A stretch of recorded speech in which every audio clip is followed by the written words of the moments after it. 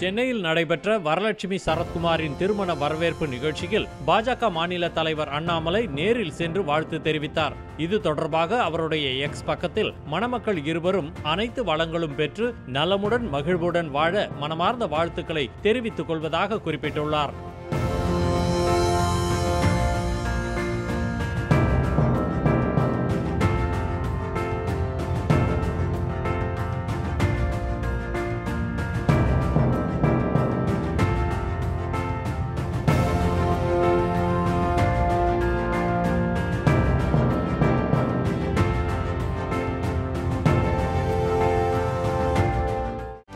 செய்திகளை உடனுக்குடனும் துல்லியமாகவும் தெரிந்து கொள்ள சப்ஸ்கிரைப் பண்ணுங்க.